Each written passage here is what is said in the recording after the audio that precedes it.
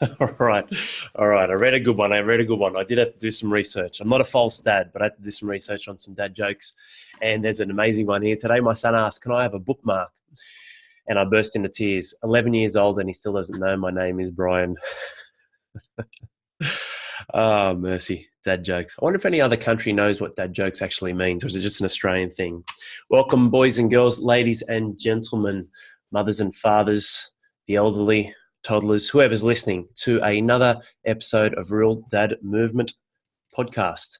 My name's Big Al, Big Red, and I am blessed to be joining you today. Today's another great day. I got to wake up and open my eyes, and in an 8-hour period of sleep, which is generally broken, more often than not, being a father, 50,000 people no longer will. And that is the absolute gift that is life, knowing that the only present moment that really matters to you is one that you can have with a higher level of perspective in love and gratitude in what we do and what you do for your life. And that's what I wanted to talk about today, momentum. Where is your life going? Where is your life heading today to take you to where you want to go tomorrow and the next day and the next day? It's a crazy thing, like this momentum. You feel it. It's like an unknown source or power or lack thereof that you feel in your life when you don't have it. When the chips are down, you feel like you've got none. And when the wind is in your sails, so to speak, you feel like you're Superman or Superwoman and you won't stop, you can't stop. So what is it? And why does that happen? And why do you feel it? And why does it influence and control us so much? It's something that it takes me back to the footy days in team sports. You can feel it. And a lot of you, it's a funny one that really, really is fascinating for me, even though I'm horrible at it. It's tennis. But with footy, I could feel it. We could feel it out there on the field when you had that momentum and when the momentum would shift. And you can see it as well. People can see it, spectators, even watching sport on TV.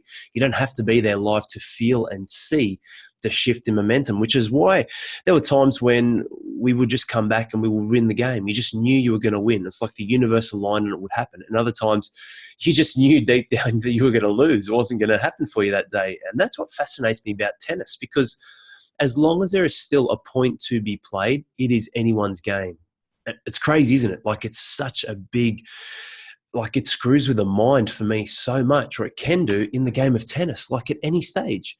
You could be 2 sets down, it could be 5-love, 40-love their way, and they're about to serve, and you can still claw your way back into the game, which maybe not that extreme, but certainly circumstances or situations very, very close to that have happened. And I've seen it before with tennis. Amazing, incredible. So what is momentum? And I wrote down the definition of it, which was quite interesting and more of a physics or quantum type meaning here. But the quantity of motion of a moving body measured as a product of its mass and velocity. What does that even mean? The quantity of motion of a moving body measured as a product of its mass and velocity. So to bring some level of comprehension to this, I just cut right through it. Quantity, so the amount, volume, right? Quantity. Reps, runs on the board. Quantity of motion, movement, motion of a moving body. So all this truly says to me in a universal sense is the amount of movement of energy. That's what a moving body is. That's what motion is. Energy. Everything's energy. Is it a high level or a low level? A frequency that serves you, a frequency that doesn't. The quantity, the amount of energy that you're putting forth in your life, that is what momentum is, guys. And when you look at every experience that you've had in your life up until now, every situation or circumstances, good or not, it's come down to your energy, hasn't it? And what creates that energy? State. Being able to shift that state and change your state almost immediately.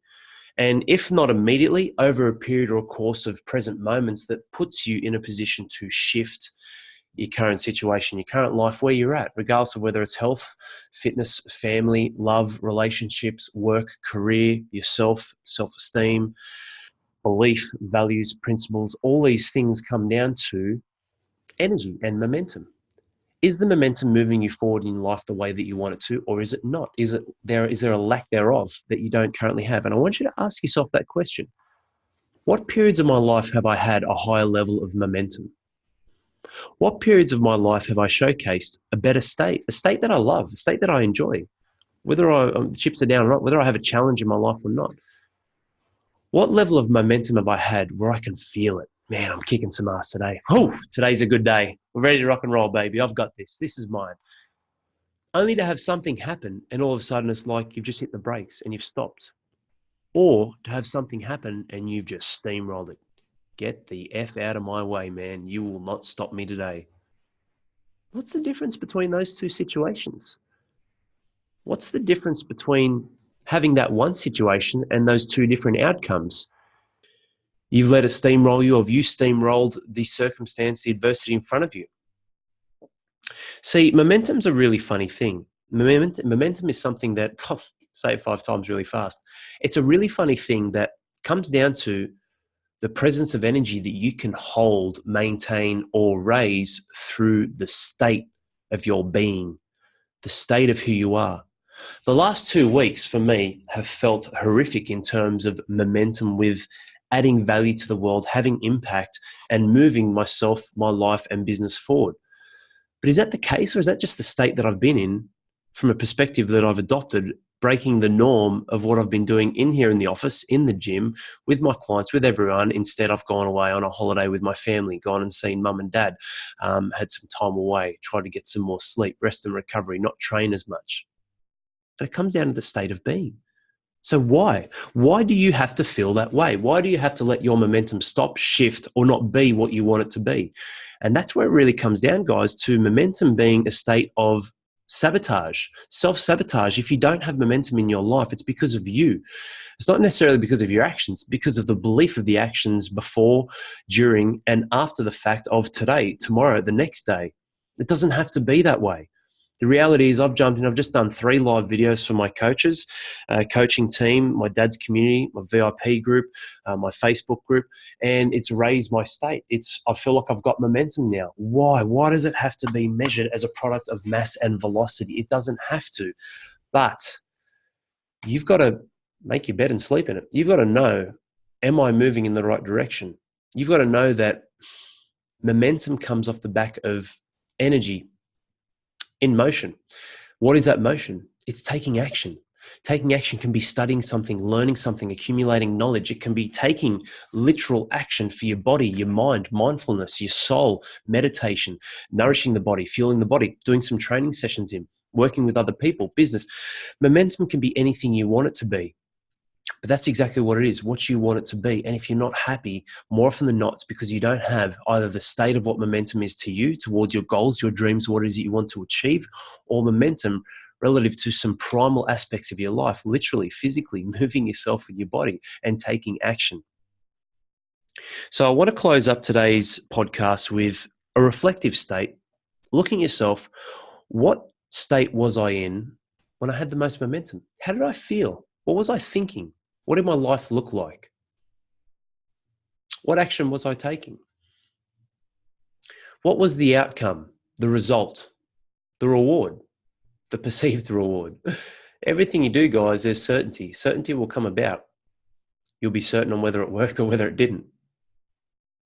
What do I need to do to get back in and get that momentum going again? Remembering things happen twice in this world.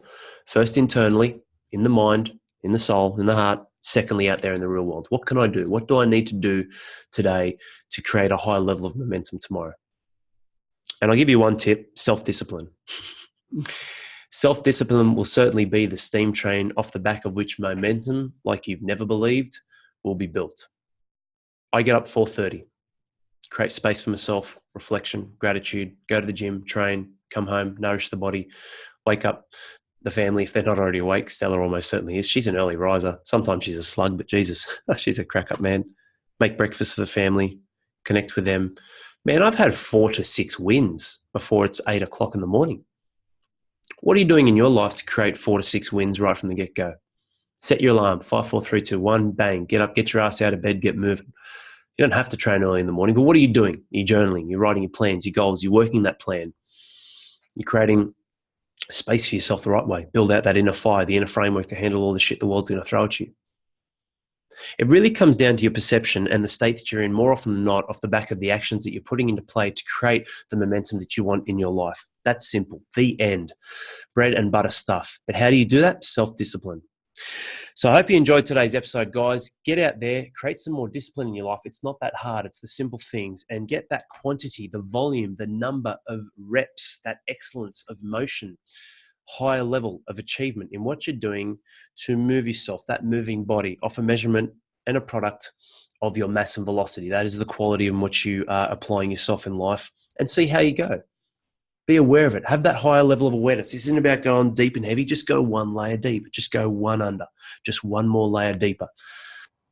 And analyze. Ask yourself, have that awareness, have that acknowledgement, and off the back of that, create more action, more knowledge, more power, more reflection, and go again. And you'd be amazed at the amount of discipline that you have in your life when you focus on that which serves you to move yourself forward. Take care. Have an amazing day, night, weekend, whenever you are listening to or watching this on YouTube. Don't forget, every Sunday night, 8:30 p.m. live on Facebook, I dive into certain topics to help add value to your life in creating the shift that you want to ultimately live the life you want to live and to be happy with that. And you don't need to be in a continual state of growth to be happy, but just own that happiness. And don't look back one day when you're 80 years old with a life of regret, because you chose to settle. You chose to be the way you are, to be happy at that state. Make sure that state's going to carry you through to the rest of your life and ultimately the continual states you'll have in moving forward and being the best that we truly can be. Take care, guys. And if I don't see you, good afternoon, good evening, and good night. Thanks again for tuning in. Much love. Take care, and I will see you soon.